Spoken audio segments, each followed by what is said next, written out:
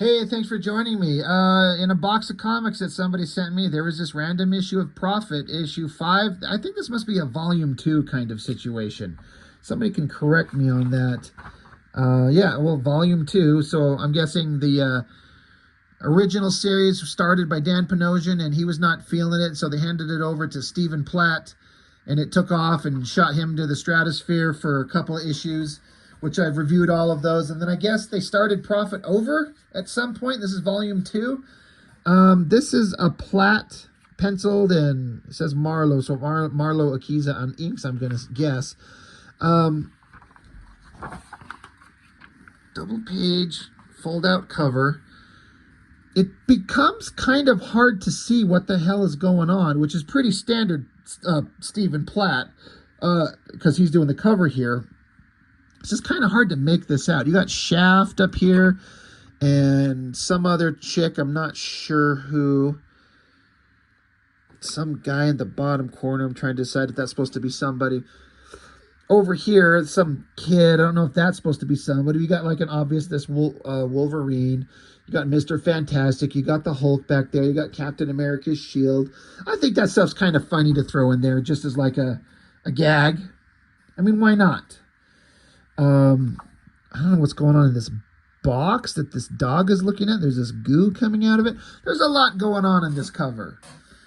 It's not my favorite because it's so hard to read. It's kind of confusing. Like, just looking at it like that, it's kind of confusing. But, you know, that's Stephen Platt. The Seed of the Beast, my story so far. We're not going to read this. We don't care. February of 96. So, writers Chuck Dixon and Steve Downs. Guest penciler Mark Parillo. Is that how you say his name? Guest inker Danny Meeke. Christian Lichtner on colors. So that's a pretty solid team of inkers and colors. This Mark guy, I never saw him do stuff that blew me away.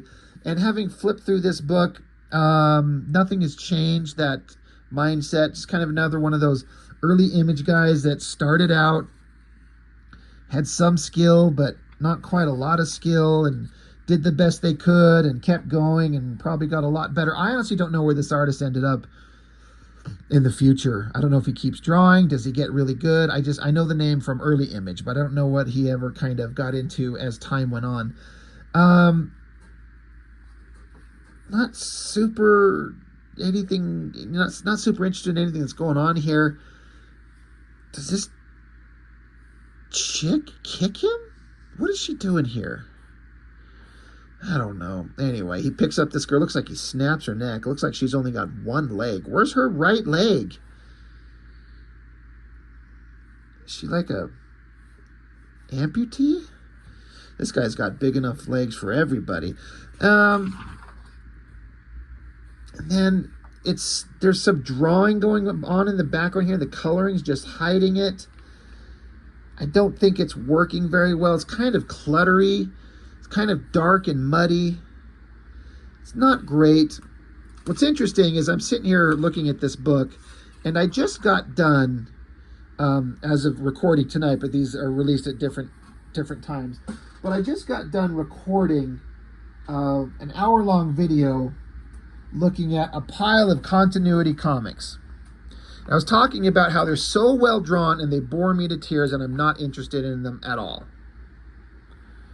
So then I sit here and look at this book after having sat down and flipped through all of these books, and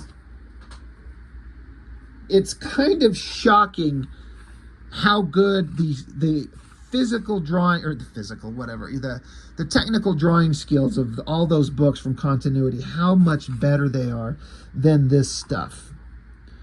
But neither are kind of interesting. There's nothing going on here with any kind of heart and soul, I don't feel. There's good stuff going on over in those continuity books, but nothing about the visual style interests me there. So, you know, we all just have different tastes. I mean, what can we say? It's just that simple. We all like different things. This might be somebody's favorite comic. I mean, how could it not? It's got Kung Lao from Mortal Kombat in here. I mean, not really, but it might as well be. And you got Prophet looking goofy as hell with some braided cords going up his nose. He's got those mind control slugs on his face that just never come off. Such a stupid design element. It doesn't make sense. Is this Kirby still with him smoking a cigar all the time? What is the point of this Kirby character? It's so stupid. But it's just kind of boring, standard Extreme Studios. I mean, right? This is still Extreme. Yeah, Extreme Studios. Just standard stuff. You know, that's kind of okay. Motorcycle, like, it's kind of visually impactful. I don't like the fuzzy kind of moon in the background. I don't think that works. Yeah, you know, motorcycles. This guy's trying. I feel like Mark, the artist here, is really trying. He's putting in a good effort.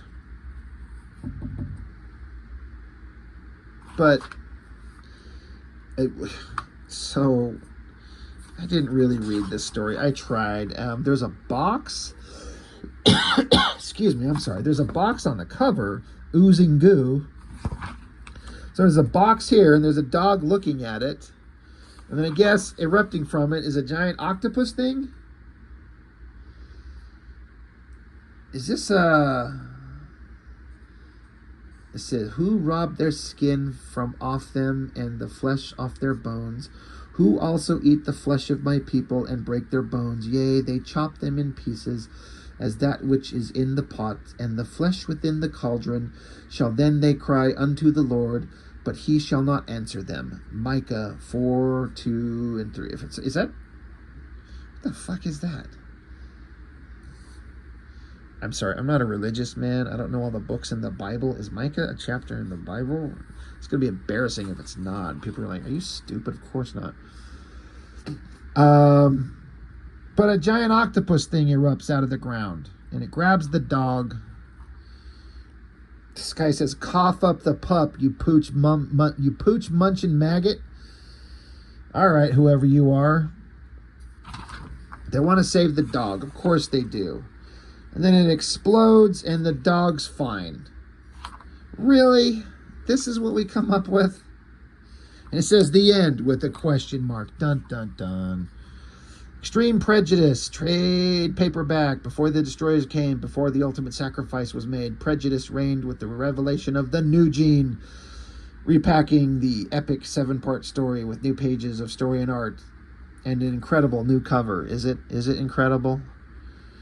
The first appearance of the New Men, the story that started all. Man, they were pushing the piss out of New Men like it was supposed to be the greatest new thing ever.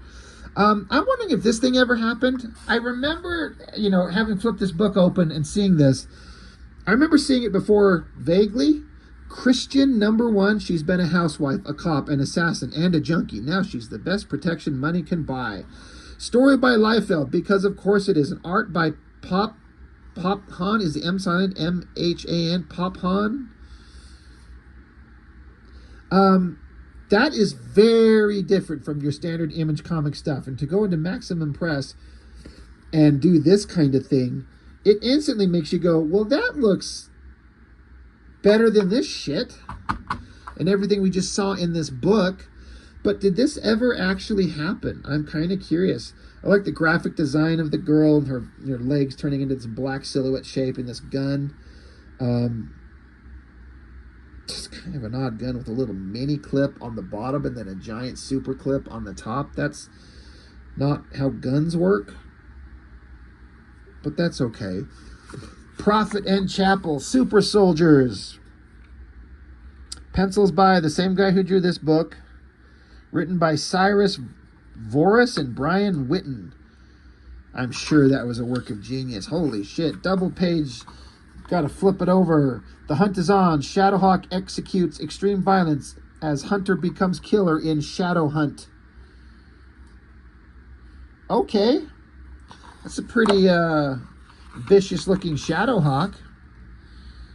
I don't hate it. Prophet #7. The saga continues. A man out of time on a mission to find himself. Chuck Dixon, Stephen Platt, Marlo Alquiza. And then Maximum Press, half demon, half angel, all trouble. Fuck you. That is so stupid. Come on. Seeking an end to the warring factions within his own soul, the swashbuckling Devlin returns from the pages of Evangeline Glory. Drawn by Stinsman. Guest starring Evangeline. Did that ever come out? Who the hell is Devlin? Why do we care? They were just printing anything. And this is a book, did this ever happen? I've said this before. I've seen these kind of promotional pieces of artwork with Prophet and Evangeline. And for some reason, I like this Liefeld art. I don't, love it, but I kind of like it. It's so ridiculous. He's so gigantic and huge, and this big, giant, poofy werewolf hair on Prophet. And then, the hot girl, Evangeline, standing in basically a swimsuit out in the snow with, big, fluffy boots on. It's ridiculous, and for some reason, I kind of dig it. Pittsburgh Comic-Con, an interesting choice to take and draw to put up this drawing of that kind of anatomy of Captain America next to a actual photo of a real-life woman. Yeah. Anyway, I have nothing to say about that book because there's nothing there. It's just not great. And I don't have a problem with Chuck Dixon. I don't know who Steve Downes is. Chuck Dixon's been writing comics forever. And I guess if I were to sit down and stop and force myself to read this fucking panda piss of a book, maybe it's good. I can't be bothered. I know it's not going to be interesting because none of these things are. Anyway, Prophet Volume 2, Number 5, just some random-ass book that just might as well show it off, Gotta put these books up somewhere. So that's all I've got. Thanks for watching. I'll see you next time.